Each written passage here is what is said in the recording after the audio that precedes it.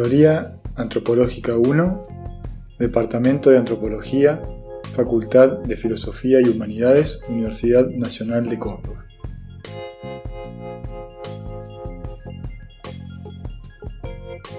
Mi nombre es Ezequiel Grisendi.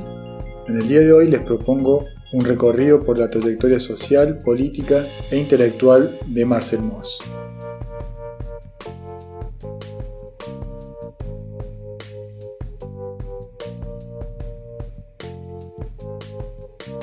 Como Émile Durkheim, Marcel Israel Mauss nació en la ciudad de Épinal el 10 de mayo de 1872, en la zona de los Vosgos, al este de Francia.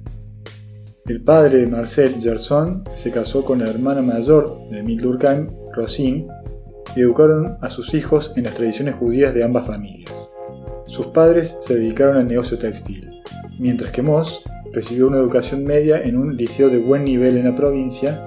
Luego decidió no incorporarse a la École Normale Supérieure, una de las grandes écoles de formación de las élites en Francia, sino que siguió a su tío, Émile Durkheim, a Bordeaux, en cuya universidad realizó estudios en filosofía. Durkheim había logrado un puesto en aquella prestigiosa universidad en la cátedra de Pedagogía y Ciencias Sociales. Luego de publicar su tesis doctoral, La división social del trabajo, en 1893, y Las reglas del método sociológico en 1895, Durkheim consiguió un prestigio nacional e internacional. La militancia política de Marcel Mauss coincidió con el ascenso del socialismo de Jean Jaurès en Francia. Jaurès, diputado y líder del movimiento de renovación socialista, fuerte especialmente en las zonas industriales del norte francés, conocía a Durkheim de sus estudios universitarios y este último dedicó varios cursos en Bordeaux a la historia del pensamiento socialista. Luego de abandonar esa línea de trabajo mientras daba clases en Bordeaux, Mauss devino el militante del Partido Obrero Francés que invitó a Jean Jaurès a dar conferencias en Bordeaux. Para preparar su examen en filosofía, Mauss se trasladó a París, donde realizó estudios en la Sorbona, en un clima conflictivo en la capital francesa entre huelgas y atentados anarquistas. Mauss, como parte del grupo de estudiantes colectivistas, se afilió al Partido Obrero Socialista Revolucionario y promocionó publicaciones donde intelectuales y trabajadores pudieran dialogar a través del socialismo y las nuevas ciencias sociales. En 1895, Marcel Mauss ingresó en la Escuela Práctica de Altos Estudios, en la sección cuarta vinculada a la historia y la filología y en la sección quinta a los estudios sobre las religiones. La expansión de traducciones de textos brahmánicos de la India, la arqueología y sus excavaciones entre Egipto, Asia Menor y Cercano Oriente relanzaron el interés por las grandes religiones de la antigüedad en toda Europa. En la Escuela Práctica de Altos Estudios, Mauss se formó en lenguas indoeuropeas, en hebreo y sánscrito, con las cuales accedería de manera directa a los textos originales y pudo dedicarse a la historia de las religiones antiguas. Allí conoció a Henri Hubert, estudiante de orígenes sociales bien diferentes a los de Mauss, ya que provenía de una familia acomodada de París y había estudiado en los mejores liceos de la capital. Juntos, Mauss y Hubert realizaron el trabajo Ensayo sobre la naturaleza y función del sacrificio, que fue editado en la revista que dirigía Durkheim, L'Année Sociologique, o el Anuario Sociológico. A su vez, este tema tomó especial interés en el espacio público en la medida que, durante la Tercera República Francesa, desde 1881 se aprobaron leyes de laicidad en la enseñanza defendiendo la secularización de los espacios educativos superiores en vistas de la separación entre la Iglesia y el Estado. La confrontación política derivada de ello llevó a que la Iglesia Católica interviniera con proyectos de estudios religiosos, pese a que la mayoría de sus practicantes provenían de la ciencia de la religión de espacios laicos. En este contexto, las confrontaciones se acentuaron a partir de 1894 mediante el conocido Affaire Dreyfus, un conflicto a partir del cual un oficial judío del ejército francés fue acusado de traición, basado en argumentos fútiles y sin pruebas contundentes, hecho que reunió en un arco muy amplio de solidaridades a sectores de la izquierda socialista y el liberalismo progresista francés. Luego de perder a su padre en 1896, Mauss inició una tarea en la revista que dirigía Durkheim, en la cual se organizaría el proyecto intelectual de la sociología renovada. Colaborando con reseñas en las novedades bibliográficas, Moss tomó contacto con los trabajos etnológicos de investigadores ingleses y alemanes, a partir de los cuales observó el beneficio de una perspectiva etnológica para la historia de la religión que él practicaba. Por esa razón, encargó un viaje de estudio a los Países Bajos e a Inglaterra, donde se entrevistó con Edward Tylor, Max Müller o James Fraser. Al regresar de París, Moss acentuó su militancia política y se involucró de lleno con el socialismo y el cooperativismo, participando de mitines y publicando textos de intervención política en diferentes revistas y periódicos como Le Devenir Social o Le Mouvement Socialiste. Moss, miembro del grupo de estudiantes colectivistas, pregonaba un socialismo reformista basado en la cooperación solidaria de los sectores trabajadores que bregaban por una sociología como soporte intelectual del movimiento socialista. En esos años, Moss participó de diversas experiencias cooperativas, como aquella llamada La Boulangerie, la panadería. Comprometido con el socialismo de Jean Jaurès, Moss se sumó como redactor del periódico socialista La Humanité, la Humanidad.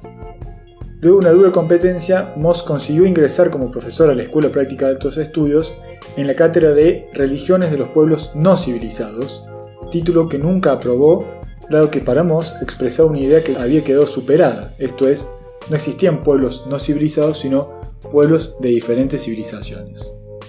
Su curso fue un éxito de inscriptos y su estilo docente se distanció de la conferencia magistral, enfatizando la instancia seminarial de discusión antes que la lectura de un largo texto. El énfasis en el manejo de los datos etnográficos entre sus estudiantes mostraba su especial interés por incorporar una dimensión empírica a la investigación etnológica, en producir instrumentos de recolección de datos de manera directa mediante encuestas, guías para la observación de secuencias rituales, identificación y registro de objetos, entre otras producciones. La proliferación de sus actividades docentes y de proyectos de investigación le impidieron concluir con su tesis doctoral sobre la oración. Luego de un breve viaje a la Rusia zarista, donde tomó contacto con el material etnográfico de los museos de San Petersburgo y de Moscú, Moss recuperó su actividad académica y política en París, junto con el grupo de estudios socialistas que animaban junto a Robert Hertz, Simian y Halbach. Retomó sus actividades en la revista de l'Année Sociologique. Allí publicó su esbozo sobre una teoría general de la magia, que luego de unos años compilaría en el volumen Magia y Sacrificio en la Historia de las Religiones, publicado juntamente con su colega Henri Hubert. Este controvertido estudio sobre el sistema totémico en Australia inauguró un nuevo espacio para el estudio científico de la religión y generó un debate que incluyó elogios de Bronislaw Malinowski, críticas de Radcliffe Brown y diversas lecturas de diferentes especialistas a nivel mundial.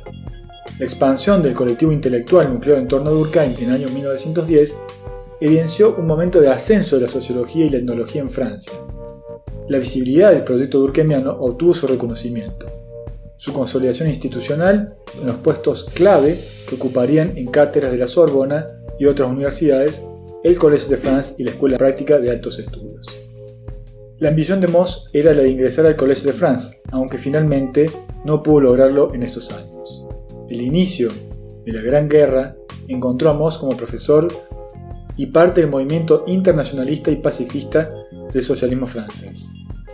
El impacto de la guerra fue profundo en el grupo de l'Année Sociologique. A la muerte de André Durkheim, hijo de Émile, se sumó la de Robert Hertz.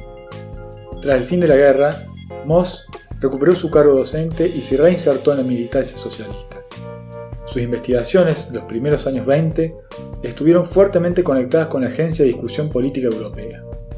Tras la firma del Tratado de Versalles y la constitución de la Liga de las Naciones, Moss llevó adelante una investigación sobre el problema de la nación y la nacionalidad que presentó en la Universidad de Oxford y, mediante las noticias que llegaban desde Rusia, inició un trabajo sobre la experiencia bolchevique que publicó en una versión preliminar. Moss defenderá el internacionalismo como horizonte del ideal político superador del chauvinismo, el nacionalismo y la xenofobia. Como parte de la sección francesa de la Internacional Obrera, Moss continuó su participación defendiendo una variante del socialismo democrática y anticapitalista, crítica del comunismo soviético y cercano al reformismo social británico. Esa línea política lo acompañó en los siguientes ensayos críticos sobre violencia ejercida por el ascendiente fascismo en los años 20 y el consolidado comunismo estalinista en los años 30. Durante la crisis financiera de la administración estatal francesa, los textos de Moss, publicados en periódicos militantes socialistas, se orientaron a reflexionar sobre el monetarismo, las crisis económicas y la inflación. Paulatinamente, el ámbito cultural parisino volvió a convertirse en la meca de artistas, escritores de todo el mundo. En ese contexto, Moss, Paul Rivet y Lucien Lévy-Bruhl inauguraron el Instituto de Etnología. El diagnóstico de Moss era devastador con la realidad de la antropología en Francia, ya que carecía de museos etnológicos y la visibilidad de los trabajos era nula.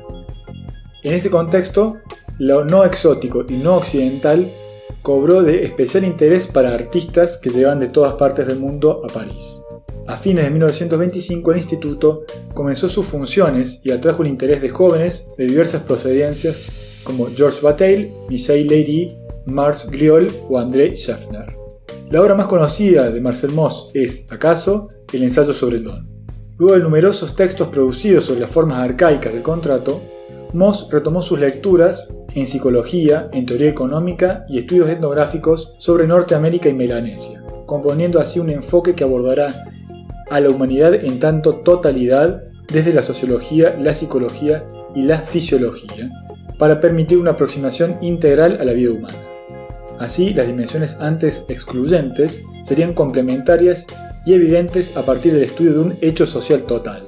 El don fue publicado primero en la nueva serie de l'Année sociologique en 1925, y su ambicioso programa y método comparativo sobre el fenómeno total del intercambio de sociedades primitivas fue centro de debates y críticas. El aumento de la dedicación docente, conferencias en distintos lugares, viajes y mayor responsabilidad de gestión llevaron a Mauss a descuidar ese proyecto, especialmente luego de la muerte de su compañero Henri Hubert en 1927.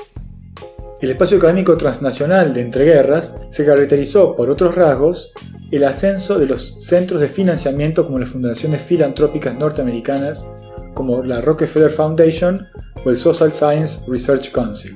Ese financiamiento, llegado a Europa desde Estados Unidos, permitió que la London School of Economics desde Londres o proyectos de ciencias sociales en Francia empezaran a surgir.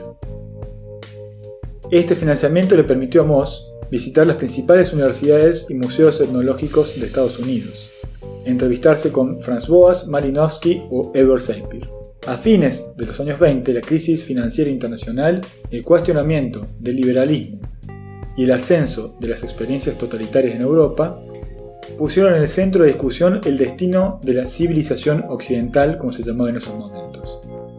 Mauss participó junto a otros intelectuales como Henri Ver o el historiador Lucien Febvre en un coloquio sobre la noción de civilización, en tanto noción múltiple y no única. Desde el Instituto de Etnología, ahora vinculado al Museo del Hombre del Trocadero y al Museo de Historia Natural, Marcel Mauss dictó una serie de cursos sobre aspectos metodológicos de la etnología a fin de formar nuevos etnógrafos, con un énfasis especial en las técnicas de registro, en el trabajo de campo, menos que en las teorías etnológicas, en parte inspirado por las Notes and Queries del Instituto Real de Antropología de Londres. Su relación cercana y comprometida con los estudiantes continuó, aún con su lugar en el Collège de France a partir de 1930. Mauss fue designado al frente de una expedición que dejó en manos de su discípulo Marcel Griol, que fue conocida como la expedición etnográfica Dakar-Djibouti. Como resultado de aquella expedición se organizó una exposición colonial en la cual se exhibieron objetos de las distintas sociedades estudiadas a lo largo de ese trayecto africano. El universo cultural parisino, la exhibición de objetos etnológicos africanos atrajo el interés de artistas como André Masson, Pablo Picasso o Marcel Duchamp, quienes vinculados a Michel Leiry, miembro de la expedición, habían logrado vincularse al círculo de Marcel Mauss. El resultado de ese ensamblaje entre artes y etnología fue la revista Document. A fines de esa década, Mauss, en tanto figura central de la etnología francesa, respaldó numerosas expediciones etnográficas y contribuyó a la estabilización de la disciplina y su enseñanza. El fin de la década del 30 encontró a Mauss dejando su lugar en la Escuela Práctica de Altos Estudios en manos de su colega Maurice Lenhardt. El inicio de un nuevo conflicto bélico europeo encontró a Moss renunciando a su espacio del Collège de France, la ocupación nazi de París, las leyes antisemitas y el gobierno colaboracionista de Vichy, más la pérdida de colegas y estudiantes, llevaron a Moss a renunciar a sus cargos docentes y de investigación. Sin acceder a la posibilidad de viaje a Estados Unidos, como lo hicieron Gurvitch o Lévi-Strauss, o como los casos de sus amigos como Marc Bloch, que murieron participando en la resistencia francesa contra el nazismo, Moss decidió recluirse en su departamento de París, lugar en el que falleció en febrero de 1950.